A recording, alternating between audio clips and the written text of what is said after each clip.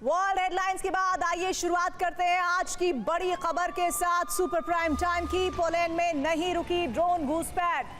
92 रूसी drone Poland border तक पहुंच गए हैं। यूक्रेन ने मार गिराने का इन्हें दावा किया है। जानकारी यह भी है कि पोलैंड ने तैनात किए हैं एंटी ड्रोन सिस्टम। इस वक्त की सबसे बड़ी और अहम जानकारी यही है, यूरोप में विध्वंस का दूसरा चरण आरंभ हो गया है, क्योंकि अब रूस का टकराव यूक्रेन के बाद नेटो देशों से हो रहा है। रूस अपने ड्रोन बेचकर यूरोप के देशों की सुरक्षा का आकलन कर रहा है। इससे यूरोप में खौफ फैल गया है कि कहीं रूस हमला न कर दे।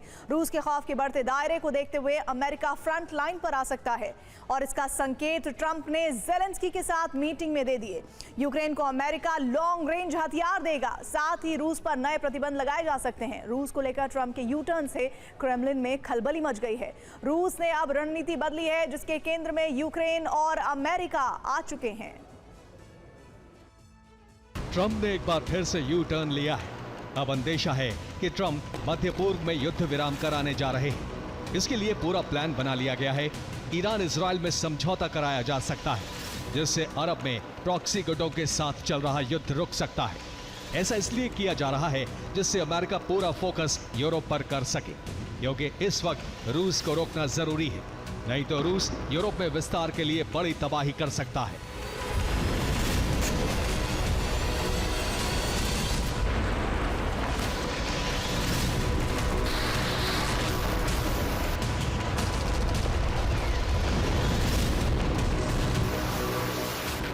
ट्रंप ने सीधा संकेत दे दिया है कि वो यूरोप में सक्रिय भूमिका निभाने के लिए तैयार है और ज़ेलेंस्की के साथ मीटिंग में इसका भरोसा भी दे दिया गया है, क्योंकि अब अमेरिका यूरोप में किसी भी कीमत पर रूस का दबदबा बर्दाश्त नहीं कर सकता।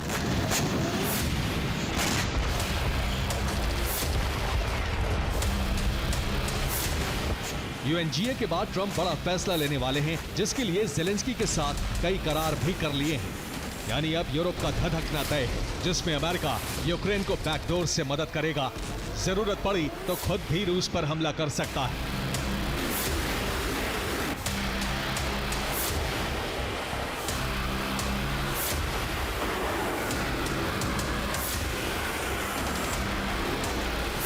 अभी ट्रंप ने ज़ेलेंस्की को भरोसा दिया है, यूक्रेन को लॉन्ग रेंज हथियार दिए जाएंगे, यूक्रेन को एयर डिफेंस सिस्टम दिए जाएंगे, यूक्रेन को बारूद की सप्लाई नहीं रोकी जाएगी, यूक्रेन में प्रॉक्सी नेटो बेस बनाए जाएंगे, यूक्रेन में यूरोपीय देशों के सैनिक तैनात किए जाएंगे।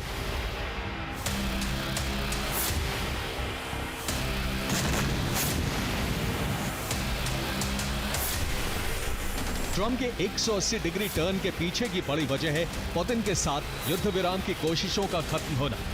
खास बात यह है कि अमेरिका इस बार यूक्रेन को वो हथियार देने जा रहा है जो पूर्व राष्ट्रपति जो बाइडेन ने नहीं दिए थे।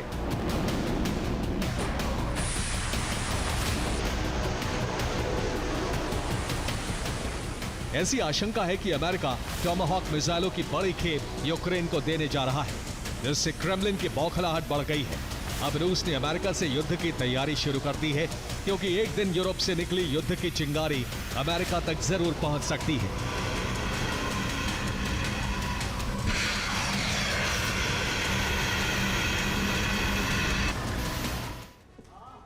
अमेरिका की घेराबंदी के लिए रूसी बेस वॉर रेडी हो गए हैं। रूस का पहला सैन्य ठिकाना है चुकोत्स्का बेस, जो बेरिंग सागर में पड़ता है। इसकी अमेरिका के अलास्का बेस से दूरी 300 किलोमीटर है।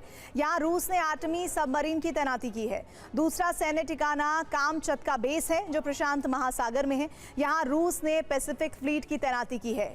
इसकी अलास्का से दूरी 1800 किलोमीटर है। तीसरा सैन्य ठिकाना नोवाया जेमेला बेस है, जो आर्कटिक महासागर में पड़ता है। यहाँ न्यूक्लियर मिसाइलें तैनात हैं।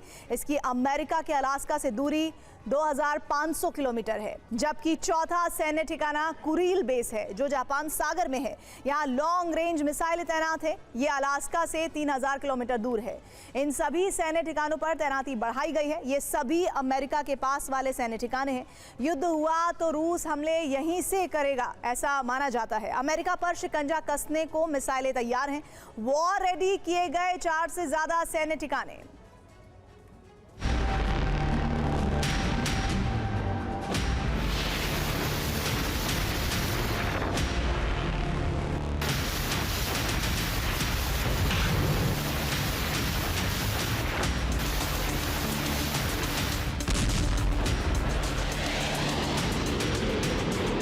रूस लंबे युद्ध की तैयारी में जुट गया है। अब उसे 3 फ्रंट पर युद्ध लड़ना पड़ सकता है।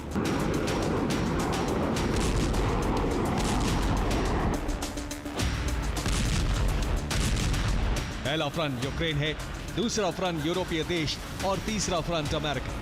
क्योंकि तीनों फ्रंट पर अमेरिका की भूमिका अहम रहने वाली है, क्योंकि ट्रंप अब यूरोप में एक्टिव होकर यूक्रेन की मदद करने का भरोसा दे चुके हैं।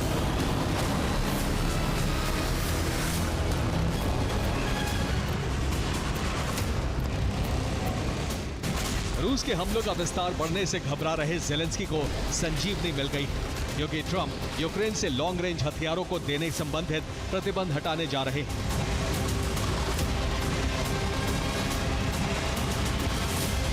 जिसके बाद लंबी दूरी के हथियार यूक्रेन को मिलेंगे, जिससे वो रूस में आखिरी छोर तक हमले कर सकता है।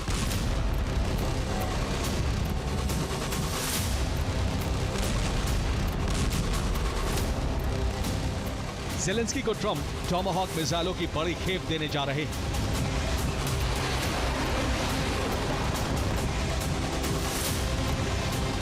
टॉमाहॉक एक क्रूज मिसाइल है जिसकी रेंज 2500 किलोमीटर है और 880 किलोमीटर प्रति घंटे की रफ्तार से हमला कर सकती है। इसे जमीन, आसमान और समंदर से दागा जा सकता है। परमाणु हथियार ले जाने में सक्षम है। कम ऊंचाई पर उड़ने से रडार की पकड़ में आना मुश्किल है। हमले के वक्त लक्ष्य बदल सकती है।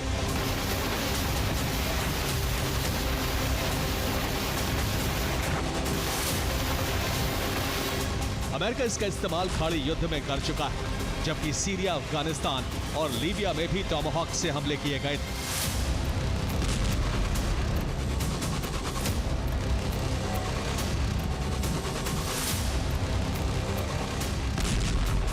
अब यूक्रेन को इसके मिलने का अर्थ है कि वो रूस में बड़ी तबाही मचा सकता है, जबकि पहले से स्टॉर्म शैडो और स्कैल्प मिसाइलें उसके पास हैं। यानी रूस में भारी विध्वंस का दायरा कभी भी बढ़ सकता है।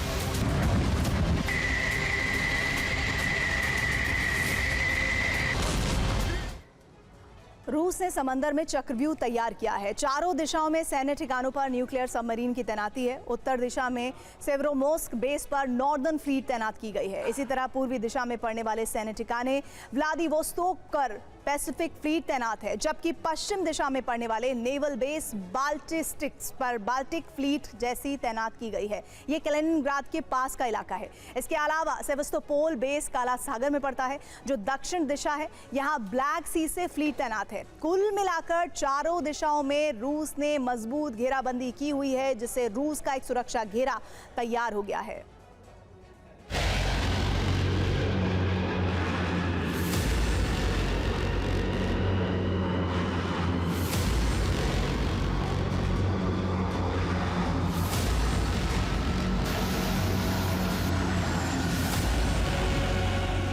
क्रेमलिन से लेकर पेंटागन तक हलचल बढ़ गई है और इसका कारण कीव है, क्योंकि रूस के कीव पर कब्जे के मिशन के बीच अब अमेरिका आ गया है। इसीलिए टकराव सीधे अमेरिका से हो सकता है। जिस अलास्का में पुतिन ट्रंप के बीच युद्ध विराम को लेकर वार्ता हुई थी, वही अलास्का युद्ध का एपिसेंटर बनने जा रहा है। ट्रंप ने अलास्का में सैन्य ठिकानों पर विध्वंसक हथियारों की तैनाती का आदेश दे दिया है। इसकी जानकारी जैसे ही रूस को लगी, रूस ने निगरानी रखनी शुरू कर दी। पेंटागन का दावा है कि बेरिंग सी के ऊपर पश्चिमी अलास्का के पास रूसी विमान देखे गए, जिसमें 2 Tu-95 बॉम्बर्स और एक Su-35 जेट दिखाई दिया। एक तस्वीर भी पेंटागन ने जारी की है।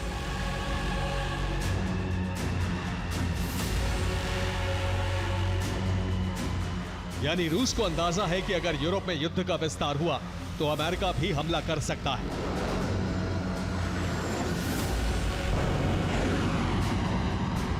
क्योंकि अमेरिका ने नेटो की कमान संभालने का पक्का इरादा कर लिया है। इसका सीधा अर्थ है कि अब टकराव रूस वर्सेस नेटो होने जा रहा है। इसी वजह से रूस ने नेटो देशों पर ड्रोन भेजकर सुरक्षा इंतजामों की जानकारी लेने की कोशिश की है।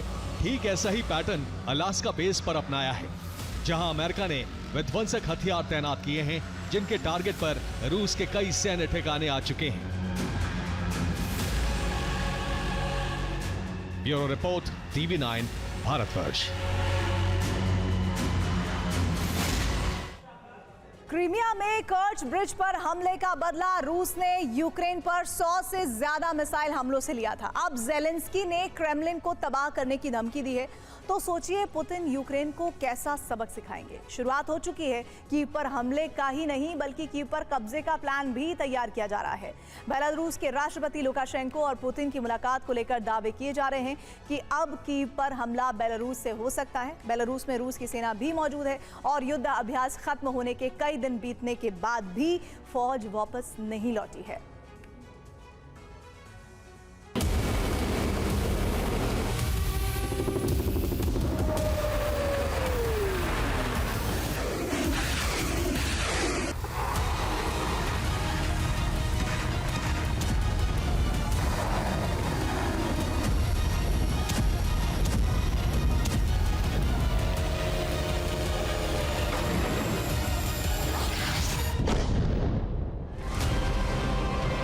क्रेमलिन मॉस्को का केंद्र, मोस्कवा नदी के पास मौजूद एक ऐतिहासिक और सांस्कृतिक परिसर, जिसकी पहचान ठीक वैसी है जैसी अमेरिका के व्हाइट हाउस की। ज़ेलेंस्की ने रूस की शान, उसकी पहचान और सरकार के सबसे बड़े प्रतीक को खंडहर बनाने की धमकी दी है।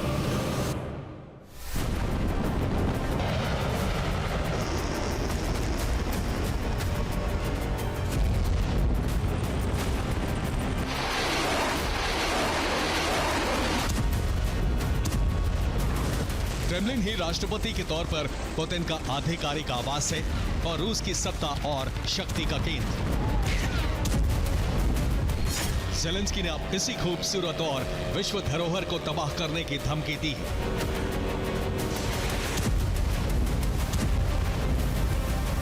ज़ेलेंस्की की इसी धमकी के बाद कैपिटल वर्सेस कैपिटल जंग शुरू हो चुकी है और पुतिन कीव का नामो निशान मिटा सकते हैं। कीव पर लगातार हमले हो रहे हैं, लेकिन हवाई हमलों के बीच अब तैयारी जमीन से कीव पर धावा बोलने की है और ये सबसे आसानी से बेलारूस बॉर्डर से हो सकता है।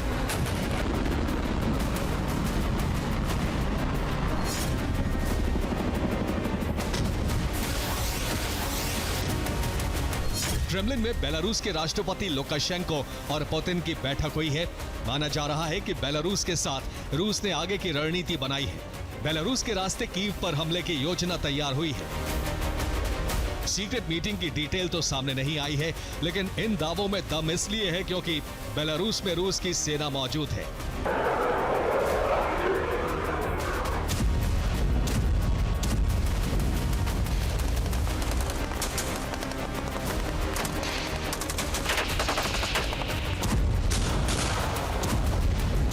रूसी फौज बेलारूस में युद्धाभ्यास करने आई थी और उसके बाद लौटी नहीं है। बेलारूस के राष्ट्रपति के बयानों से भी कीव पर हमले का संकेत मिला है। लुकाशेंको ने कहा है, यूक्रेन के लिए मेज पर एक अच्छा प्रस्ताव है। अगर कीव ने इससे नहीं माना तो वो यूक्रेन खो देंगे। लुकाशेंको ने साफ कर दिया है कि रूस की शर्त नहीं मानी गई तो ज़ेलेंस्की सत्ता से जाएंगे और यूक्रेन का अस्तित्व भी खत्म हो जाएगा। बेलारूस के राष्ट्रपति को रूस की जीत पर इतना यकीन है कि वो आगे की प्लानिंग भी कर रहे हैं। लुकाशेंको ने पुतिन के सामने प्रस्ताव रखा है, नया न्यूक्लियर प्लांट बनाने की मांग रखी है। पूर्वी बेलारूस में न्यूक्लियर प्लांट का प्रस्ताव दिया है ताकि कब्जे वाले खेरसोन, ज़ेपोरिजिया, डॉनबास में बिजली सप्लाई हो सके। लेकिन यूक्रेन डरने के बजाय हमले कर रहा है। रूसी तेल व्यापार को जलाने के मिशन को लेकर 2 बड़े हमले हुए हैं।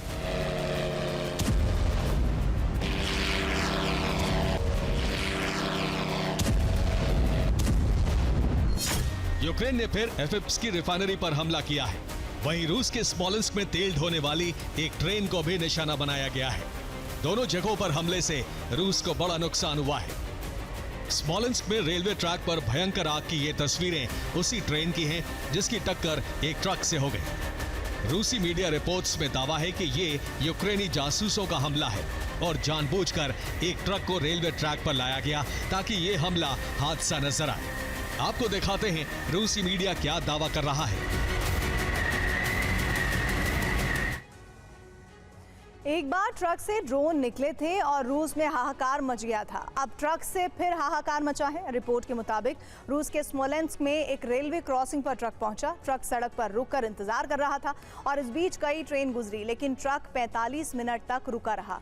इस दौरान ट्रक पर किसी को शक नहीं हुआ, लेकिन अचानक रेड सिग्नल में ट्रक आगे बढ़ा और फिर ट्रक रेलवे ट्रैक पर जाकर रुक गया। ट्रक चेतावनी देने पर भी नहीं हटा। इसके बाद ट्रेन ट्रक की टक्कर हुई। ट्रेन में कई तेल टैंकर थे जिसमें आग लग गई। रूस को शक है कि यूक्रेनी जासूसों ने हमला किया था।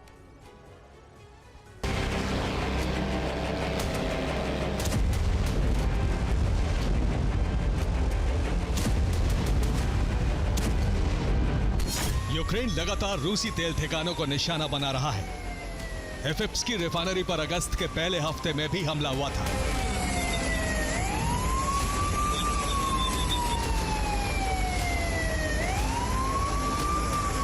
दक्षिण रूस की ये रिफाइनरी फिर ड्रोन हमले का शिकार हुई है। रिपोर्ट के मुताबिक एफिप्स की रिफाइनरी रूस के क्रास्नोदर क्राई इलाके में है। फ्रंट लाइन से रिफाइनरी की दूरी 380 किलोमीटर है। ड्रोन हमले के बाद रिफाइनरी में आग लग गई। रूस की सेना अब गुस्से में यूक्रेन की इमारतों को जला रही है। ऊंचे ऊंचे अपार्टमेंट पर ड्रोन हमले हो रहे हैं। मॉल और शॉपिंग सेंटर को निशाना बनाया जा रहा है। खार्किव में रूस ने शॉपिंग सेंटर पर हमला किया। ज़पोरिज़िया में भी रूस ने लगातार हमले किए हैं। सुमी में रूस का प्रतिशोध वाला हमला जारी है।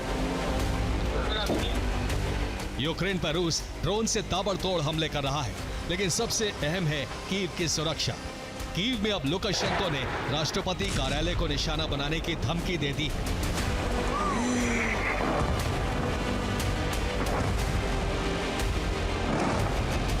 बीती रात यूक्रेन पर 115 ड्रोन से हमले किए गए, जिनमें से 97 को गिराने का दावा यूक्रेनी सेना ने किया है। इस बीच यूक्रेन में दहशत की नई वजह हंगरी के ड्रोन बने हैं। यूक्रेन ने दावा किया है कि अहम जगहों की रेकी की गई है और हंगरी की मदद से रूसी सेना अब मिसाइल हमले कर सकती है।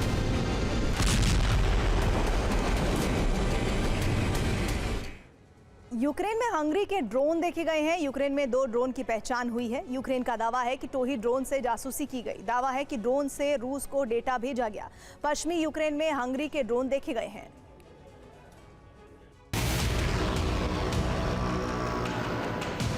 यूक्रेनी सेना का दावा है कि पिछले साल भी हंगरी के ड्रोन से जासूसी की गई थी और उसके बाद यूक्रेन में रूस ने क्रूज मिसाइल से एक अमेरिकी प्लांट को नष्ट कर दिया था।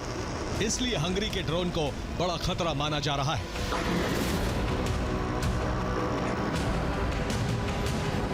हालांकि यूक्रेन ने पहले ही रूस पर ताबड़तोड़ मिसाइल प्रहार की शुरुआत कर दी है। रिपोर्ट के मुताबिक रूस के रोस्तोव पर मिसाइल हमले हो रहे हैं। रोस्तोव में रूसी सैन्य ठिकानों पर हमले हो रहे हैं। रोस्तोव में यूक्रेन क्रूज मिसाइलों से हमले कर रहा है। यूक्रेन के हमलों के बाद कीव पर भीषण प्रहार का खतरा और बढ़ गया है। माना जा रहा है कि जल्द बेलारूस से युद्ध का नया फ्रंट खोला जा सकता है। Bureau report, TV9 Bharatvarsh.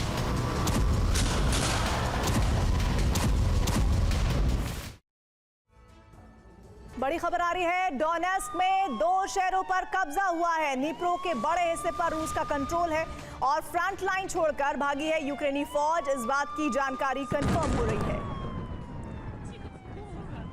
यूक्रेनी फोर्स पूरी ताकत में रूस पर हमला इसलिए कर रही है ताकि रूस को यूरोप पर हमला करने से रोका जा सके।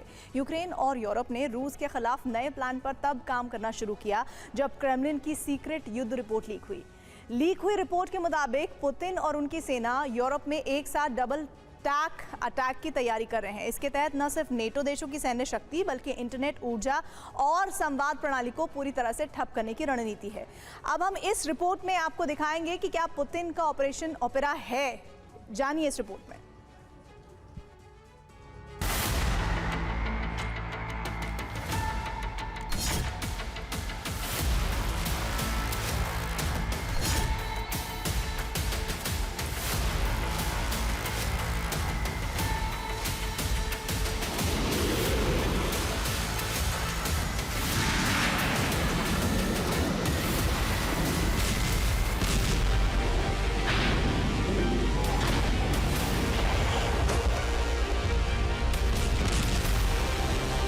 यूरोप में मौजूद नेटो देशों पर अब तक का सबसे बड़ा खतरा मंडराने लगा है।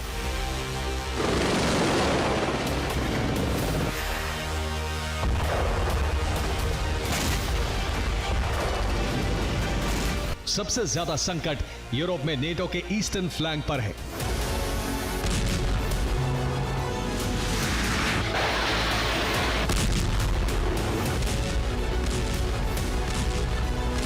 पुतिन के टारगेट पर नेटो के 1-2 नहीं बल्कि 8 देश हैं।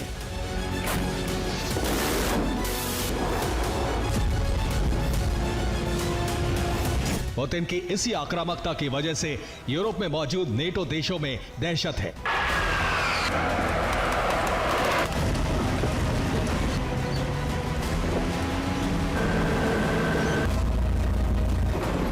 नेटो देशों में 1 महीने से रूस के जो ड्रोन और फाइटर जेट पहुंच रहे हैं वो इसी हमले की तैयारी है।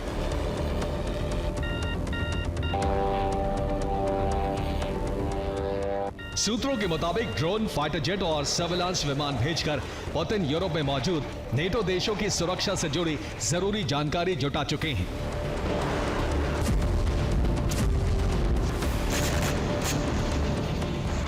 अब यूरोप मिशन लॉन्च करने की तैयारी है। पुतिन सेना न सिर्फ यूरोप पर डबल टैप अटैक करने की तैयारी कर चुकी है,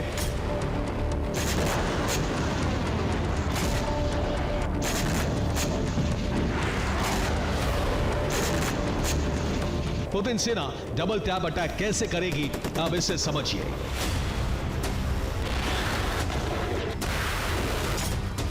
एक तरफ रूसी सेना यूरोप में मौजूद नेटो देशों पर बारूदी हमला करेगी, ठीक उसी वक्त यूरोप में मौजूद रूसी एजेंट सबोटाज हमले करेंगे।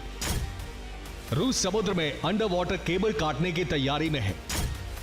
ऐसा करते ही यूरोप इंटरनेट, एनर्जी और मिलिट्री कम्युनिकेशन विहीन हो जाएगा।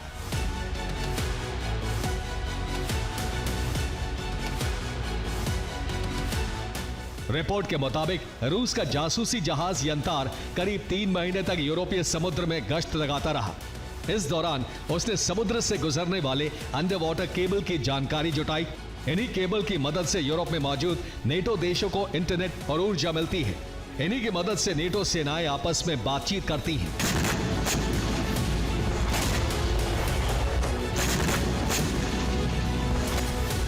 अब आशंका इस बात की है कि यूक्रेन युद्ध के बाद पुतिन का ऑपरेशन यूरोप शुरू हो जाएगा।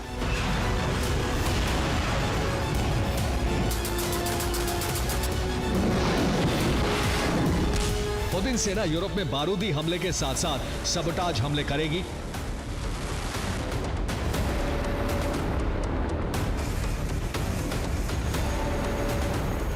नेटो को ना तो सोचने का मौका मिलेगा, ना समझने का और ना ही संभलने का।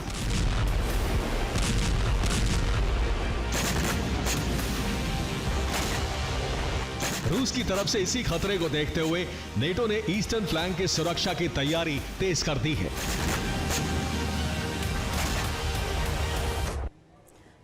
तो नेटो अपने ईस्टर्न फ्लैंक यानी Finland, Estonia, Latvia, Lithuania, Poland, Slovakia, Hungary और रोमानिया में 3 तरह का सुरक्षा चक्र तैयार करने जा रहा है।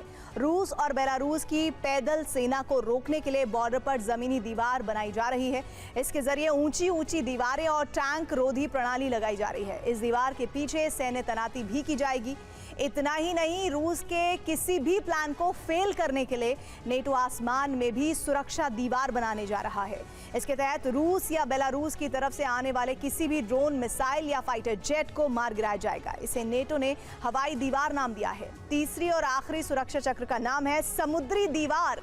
अगर रूस नेटो देशों पर ब्लैक सी या बाल्टिक से हमले का प्रयास करता है तो इसे रोकने के लिए समुद्र में नेटो की नौसेना तैयार रहेंगी, जो रूस के हमले को नाकाम करेंगी।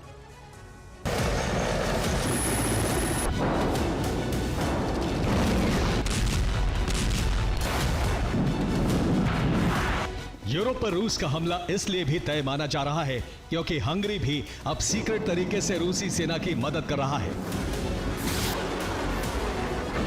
यूक्रेन का दावा है कि हंगरी के ड्रोन 2 बार यूक्रेन के एयर स्पेस में घुस गए। ज़ेलेंस्की ने कहा है कि हंगरी अपनी हरकतों से बाज आ जाए, वरना परिणाम भयावह होंगे।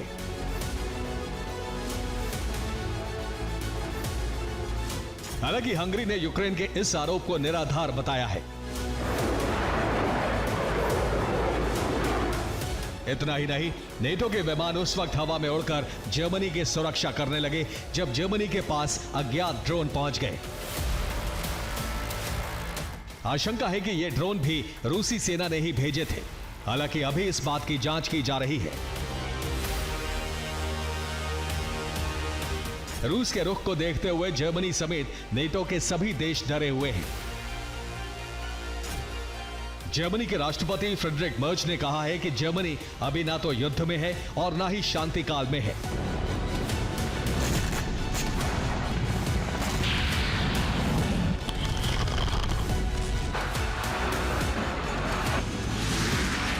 फिनलैंड की सुरक्षा के लिए नेटो ने फॉरवर्ड ब्रिगेड बना दिया है।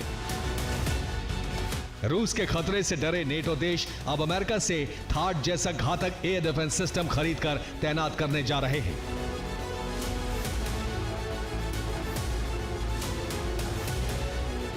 यूरोपियन यूनियन के उपाध्यक्ष काया कल्लास ने ट्रंप से यूरोप और नेटो देशों की सुरक्षा की गुहार लगाई है। कल्लास ने कहा है कि बिना अमेरिका के नेटो का कोई अस्तित्व नहीं है। ट्रंप ने कहा था कि वो सत्ता में आने के बाद युद्ध रुकवाएंगे। रूस को हम सब मिलकर ही परास्त कर सकते हैं। ऐसे में अमेरिका नेटो को उसके हाल पर नहीं छोड़ सकता।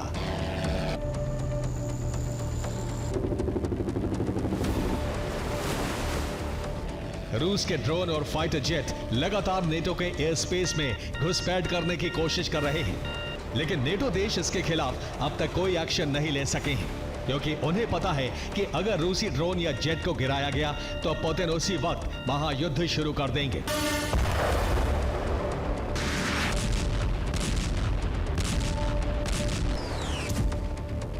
इस बात की पुष्टि फ्रांस में रूस के राजदूत एलेक्सी मेशकोव ने भी कर दी है। मेशकोव ने कहा है कि अगर रूसी ड्रोन और जेट गिराए गए तो उसी वक्त युद्ध शुरू हो जाएगा।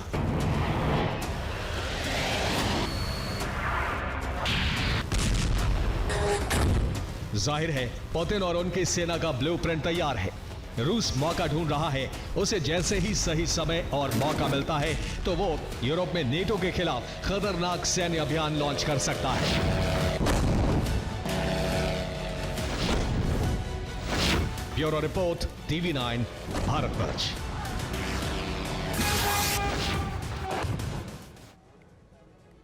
बड़ी खबर इस वक्त रूस में यूक्रेनी सेना का पलटवार हुआ है। रूस पर 200 से ज्यादा ड्रोन दागे गए हैं। कई इलाकों में लगी है भीषण आग।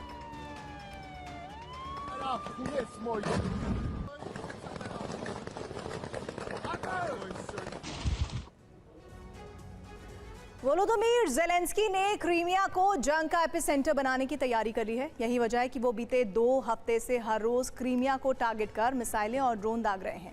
रिपोर्ट्स की माने तो ये क्रीमिया को वापस हासिल करने के प्लान का हिस्सा है, जिसके लिए ज़ेलेंस्की ने 5 टारगेट्स को चुना है।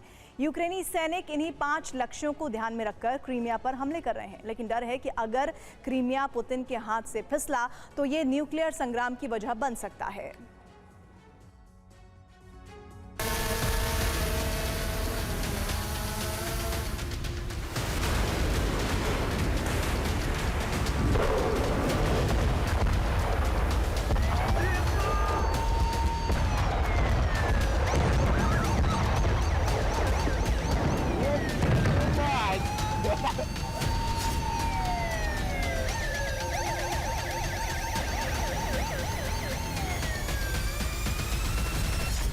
साल 2014 में रूस ने क्रीमिया फतेह किया था। अब 11 साल बाद रूस यूक्रेन जंग एक बार फिर क्रीमिया पर लौट आई है।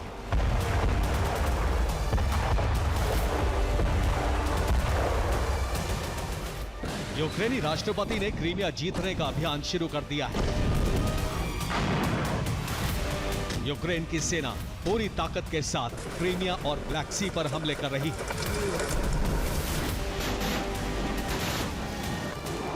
ज़ेलेंस्की के क्रीमिया में 5 मुख्य टारगेट हैं।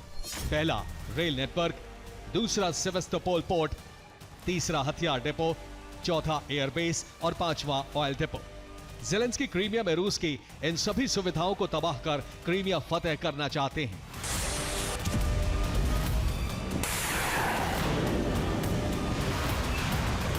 दरअसल अभी तक ज़ेलेंस्की के टारगेट पर कर्च ब्रिज था। यूक्रेनी राष्ट्रपति कर्च ब्रिज को तबाह कर रूस से क्रीमिया का कनेक्शन काटना चाहते थे, लेकिन कर्च ब्रिज की कड़ी सुरक्षा के बीच 3 साल तक कोशिश करने के बाद भी उन्हें वहां आंशिक कामयाबी ही मिल सकी।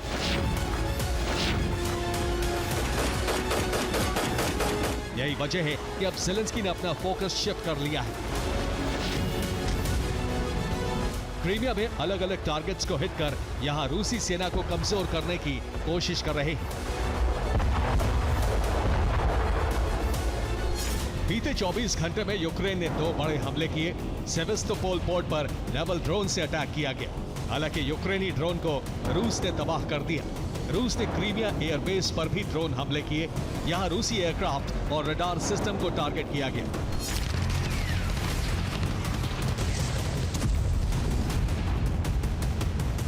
ये ज़ेलेंस्की के ऑपरेशन क्रीमिया का ही नतीजा है कि बीते 15 दिनों से यूक्रेन लगातार क्रीमिया पर हमले कर रहा है और ये हमले बीते 7 दिनों में बेहद ज्यादा विध्वंसक हो चुके हैं।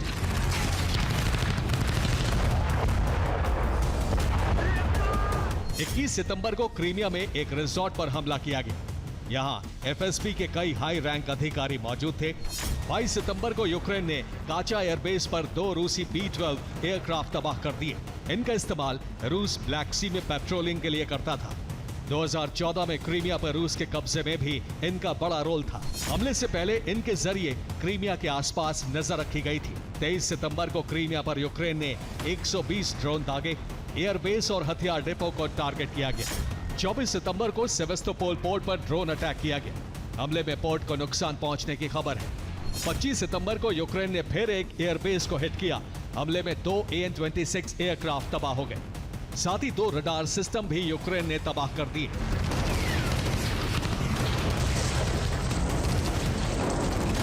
यूक्रेन को मिली इसी कामयाबी के पीछे यूरोप और अमेरिका को माना जा रहा है। रिपोर्ट्स की माने तो अमेरिका और नेटो देशों से यूक्रेन को लगातार हमले के इनपुट मिल रहे हैं, जिससे यूक्रेन सटीक हमले कर रहा है।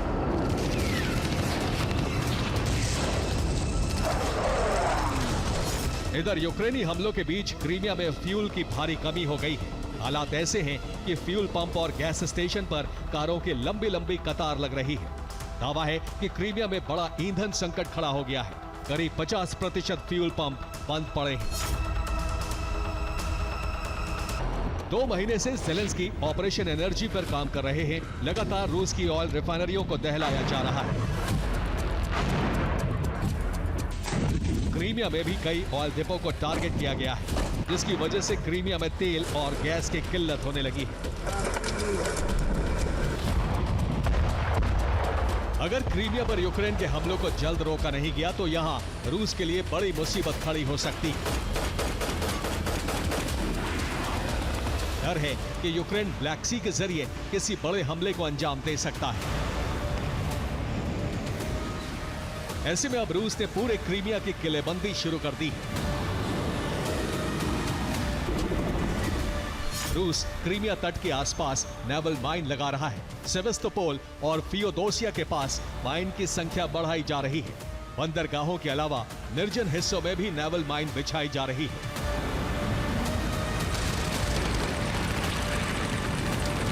ज़ेलेंस्की जानते हैं कि क्रीमिया पुतिन की सबसे बड़ी कमजोरी है। वो किसी भी हालत में इसे गंवाना नहीं चाहते। ऐसे में यूक्रेन को यहां मिली छोटी सी कामयाबी पुतिन और उनकी सेना के लिए बड़ा झटका होगी, जो रूस यूरोप के बीच परमाणु संग्राम की वजह बन सकता है। Bureau report, TV9 Bharat. और इसके साथ ही आगे बढ़ते हैं, आपको बता दें कि तेहरान की न्यूक्लियर ख्वाहिश ने ईरान को एक बार फिर प्रतिबंधों की बेड़ियों में जकड़ने का रास्ता खोल दिया है। लेकिन इस बार न तो ईरान झुकने को तैयार है और न ही रुकने को राजी है। ऊपर से प्रतिबंधों ने तेहरान के गुस्से को और ज्यादा भड़का दिया है, जिसका असर यह है कि ईरान पर प्रतिबंधों की सख्ती का असर नजर ही नहीं आ रहा। लेकिन सवाल यह है कि ऐसा कैसे हो रहा है, इस रिपोर्ट में समझिए।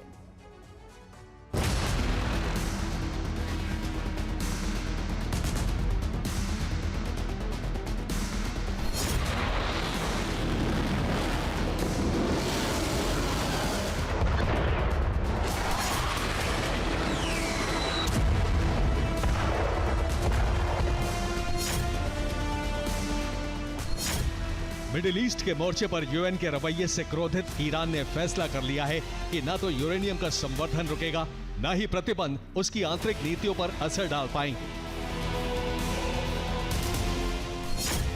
यानी ईरान ने बता दिया है कि अब तेवर पूरी तरह से बदल चुके हैं।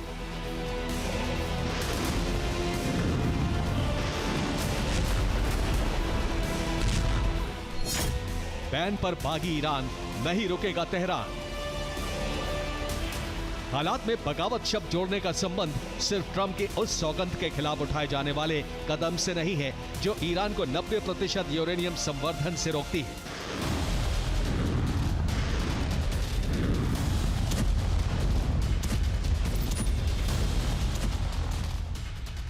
बल्कि बगावत शब्द का संबंध है दुनिया के सबसे बड़े मंच यूनाइटेड नेशंस के फैसले के खिलाफ कदम उठाने से।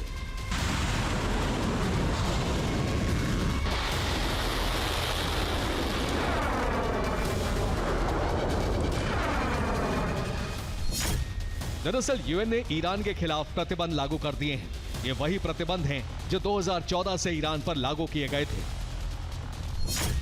इसके बाद ईरान ने फैसला कर लिया कि अब ना तो वो किसी के दबाव तले दबेगा, ना ही किसी ताकत के सामने झुकेगा।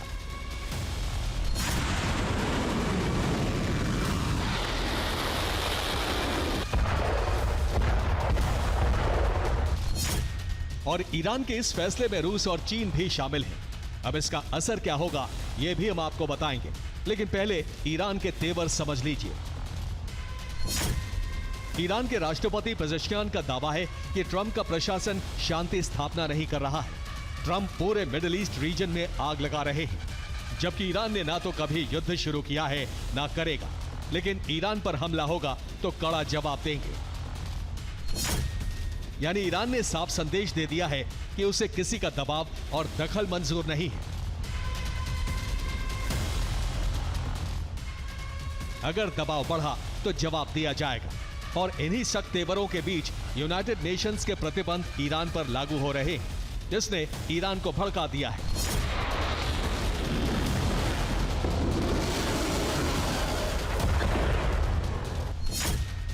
जिसका सबूत है ईरानी विदेश मंत्री का ऐलान। यूएन के प्रतिबंध फिर से लागू हुए तो आईएईए से सहयोग समझौता ईरान रद्द कर देगा। यानी ईरान यूरेनियम संवर्धन, न्यूक्लियर ऊर्जा का उत्सर्जन बिना किसी अंतर्राष्ट्रीय मॉनिटरिंग संस्था के खुद करेगा, जिसकी एक झलक सैटेलाइट तस्वीरों में सामने आ भी चुकी है। ये दोनों तस्वीरें ईरान के उस फोर्दो परमाणु स्थल की हैं, जिस पर अमेरिका ने 24 जून 2025 को हमले किए थे। दावा किया था कि ईरानी न्यूक्लियर सेंटर ध्वस्त कर दिया गया है, लेकिन अमेरिका के दावे को 23 सितंबर को सैटेलाइट से ली गई तस्वीर ने नकार दिया, जिसका सीधा मतलब है कि ईरान ने अपने परमाणु कार्यक्रम को फिर से शुरू कर दिया है। और इससे भी ज्यादा चौंकाने वाली तस्वीर है नतांज न्यूक्लियर सेंटर की। 18 सितंबर को ली गई इस तस्वीर में साफ दिख रहा है कि ईरान ने न्यूक्लियर कार्यक्रम शुरू करने के लिए युद्ध स्तर पर निर्माण कार्यों में तेजी लाई है। बाउंड्री वॉल के साथ साथ कंस्ट्रक्शन व्हीकल्स भी सैटेलाइट में कैद हो गए हैं।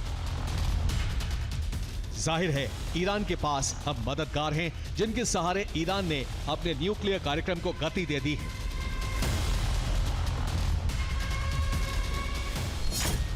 और यह भी किसी से छिपा नहीं है कि ईरान के मददगार कौन हैं।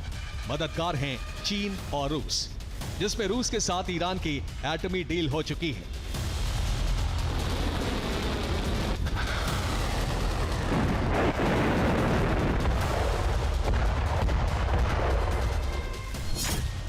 रूस और ईरान के बीच ये डील 25 अरब डॉलर की है, जिसमें आपसी सहयोग से परमाणु ऊर्जा संयंत्र स्थापित होंगे।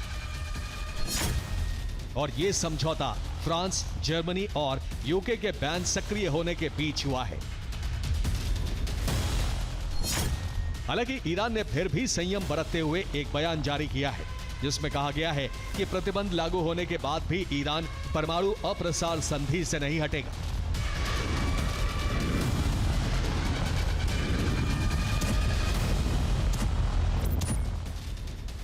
जिससे ईरान की विश्वसनीयता बढ़ती है, लेकिन ईरान किसी के दबाव में झुकेगा भी नहीं, ये पक्ष भी मजबूती से रख दिया गया है।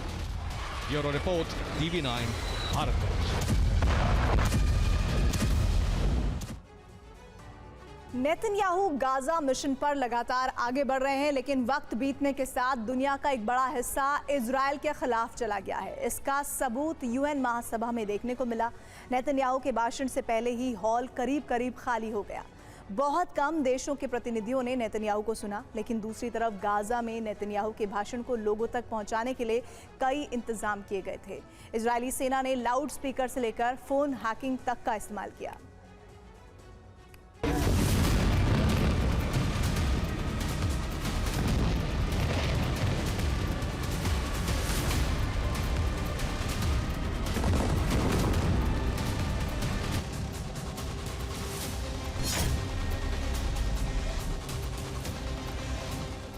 गाजा पर यह दुनिया कैसे बढ़ चुकी है, गाजा को लेकर तमाम देश कैसे सोच रहे हैं, इसका सबूत संयुक्त राष्ट्र महासभा में देखने को मिला। जैसे ही इजरायल के प्रधानमंत्री बेंजामिन नेतन्याहू का संबोधन शुरू हुआ, कई लोग अपनी कुर्सी से उठ खड़े हुए। नेतन्याहू का भाषण शुरू होते ही ज्यादातर देशों के प्रतिनिधि सामूहिक रूप से बाहर चले गए।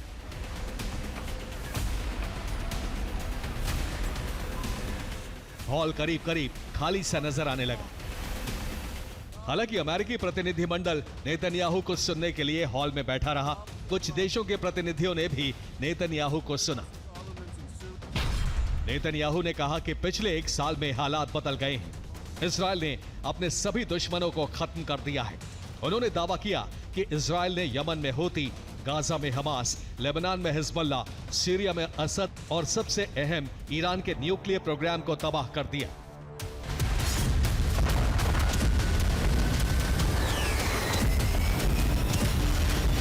नेतन्याहू ने कहा कि गाजा युद्ध मिडिल ईस्ट में शांति लाएगा और इससे अब्राहम अकॉर्ड मजबूत होगा। इसके साथ ही उन्होंने कई पश्चिमी देशों की तरफ से फिलिस्तीन को देश की मान्यता देने का विरोध किया। नेतन्याहू ने मंच से एक नक्शा दिखाया जिसमें फिलिस्तीनी हिजबुल्लाह ईरानी इलाकों को द कर्स यानी अभिशाप का शीर्षक लगाकर प्रदर्शित किया गया था। नेतन्याहू ने हमास को सभी 48 इजरायली बंधकों को रिहा करने का संदेश भी दिया। कहा, अगर बंधकों को रिहा कर दिया गया तो हमास लड़ाके जिंदा रहेंगे और अगर बंधक रिहा नहीं हुए तो इजरायल लड़ाकों को ढूंढ कर मारेगा। नेतन्याहू का भाषण गाजा के लोगों और हमास तक पहुंचे, इसके लिए भी इजरायली सेना ने इंतजाम किए थे। गाजा सीमा पर ट्रकों पर लाउड स्पीकर लगाए गए। सेना ने गाजा के लोगों और हमास के ऑपरेटरों के मोबाइल फोन पर कंट्रोल कर लिया ताकि नेतन्याहू का भाषण उनके डिवाइस पर सीधा और लाइव सुनाया जा सके। नेतन्याहू ने हमास से अपील की कि वे हथियार डालें और बंधकों को रिहा करें, नहीं तो परिणाम भुगतने होंगे। अमेरिकी राष्ट्रपति डोनाल्ड ट्रंप ने दावा किया है कि गाजा पर जल्द ही एक बड़ी सफलता मिलने वाली है। इजरायल ने हाल ही में गाजा सिटी पर कब्जे के लिए अभियान शुरू किया है और इजरायली सेना शहर में काफी अंदर तक घुस आई है।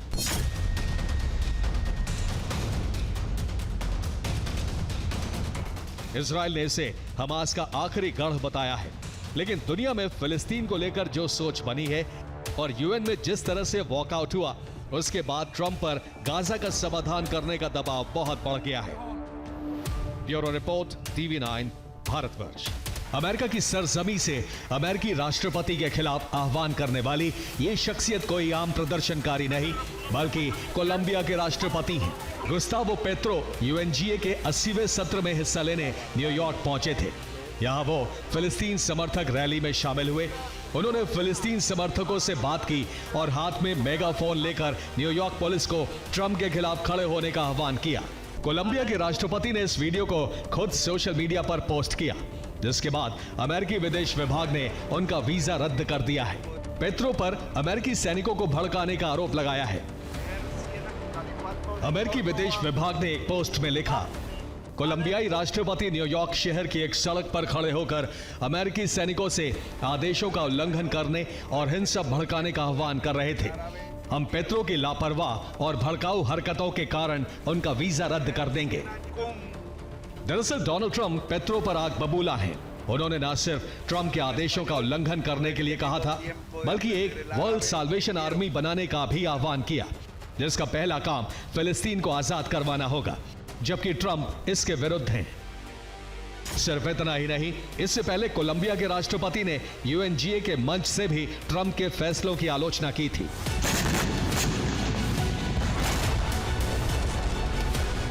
दरअसल अमेरिका और कोलंबिया के बीच तनाव बढ़ता जा रहा है। पिछले हफ्ते ट्रंप प्रशासन ने कोलंबिया को ड्रग्स के खिलाफ लड़ाई में सहयोगी के रूप में मान्यता रद्द कर दी थी। साथ ही कैरेबियन सी में कई बोट्स पर हमला किया था। पेट्रो का दावा है कि उस हमले में कई मासूम कोलंबियाई नागरिक मारे गए थे। यह मुद्दा उन्होंने यूएनजीए में भी उठाया था और जांच की गई थी। Bureau report, TV9 Bharatvarsh.